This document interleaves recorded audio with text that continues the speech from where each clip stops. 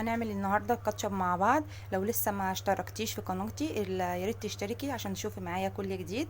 هنعمل النهارده الكاتشب. هنجيب كيلو من الطماطم، هنحط معاه قطعه من البنجر. ده بنجر بتجيبيه من عند بتاع الخضار عادي، هو اللي هيعمل لك اللون دوت تحفه، يبقى زيه زي الجاهز. هتجيبي كيلو طماطم، هتقطعيه كده وتقطعي مع البنجر دوت. هتبداي ان انت تضربيه في قلب الخلاط كويس جدا، وبعد ما تضربيه هتبداي ان انت تصفيه وهتبداي تحطيه على النار. دلوقتي احنا هنضربه في الخلاط وهنصفيه، وبعد ما هنصفيه هنشوف هنعمله ازاي على النار. دلوقتي احنا صفينا الطماطم زي ما قلت لك.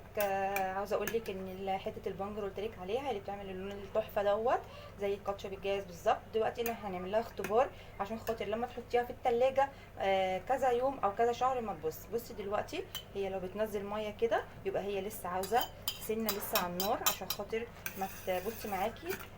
لو حطيتيها في التلاجة كذا شهر تسيبيها دلوقتي تغلي كده شويه معايا.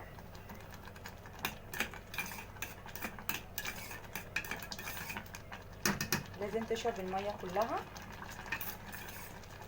عشان لو حطيتيها في التلاجة كذا شهر ما يحصل لهاش حاجه.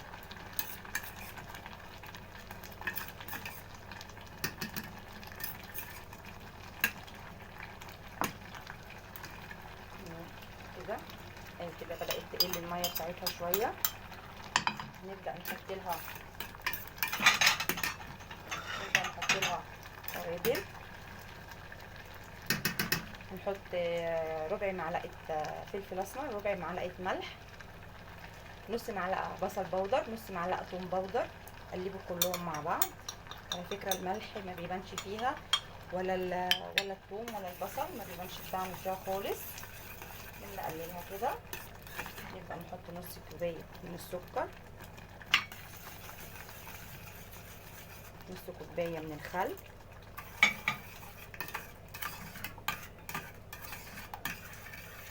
تبدا تغلي كده معانا شويه على النار.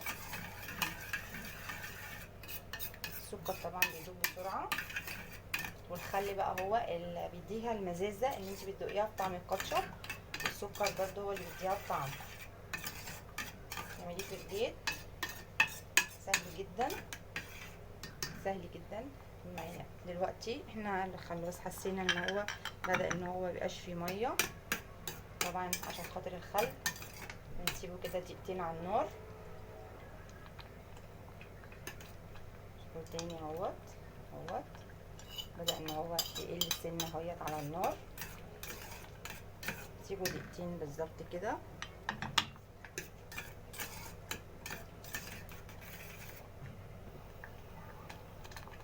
نبدأ نحط له ديت معلقه انا عاملاها نشا، حطيها عليها عشان هي تديها القوام بتاع الكاتشب. دلوقتي احنا حطينا النشا عليها. هعمل لكم الاختبار برضو الاخير اهوت. بص بقى دلوقتي مفيش ميه نازله منها كده، خلاص عرفتي ان هي بقت جاهزه ان انت تشيليها في التلاجة كام شهر ما يحصلهاش اي حاجه. هنفضيها دلوقتي وهنشوفها شكلها بقى عامل ازاي. دلوقتي احنا عملنا الكاتشب مع بعض. عملته معاكم خطوه بخطوه. سيبناه يبرد بس شويه صغيرين، وبعد كده عبيناه في برطمان اهوت وعبيناه اهوت في الطبق. جميل جدا جدا. ليه تشتريه لما هو في البيت ممكن تعمليه طريقه سهله جدا جدا جدا. جربوا تجيبوا الطماطم وتعملوها في البيت، هيطلع سهل جدا. لو عجبكم اعملوا لي اعجاب. والسلام عليكم ورحمه الله وبركاته.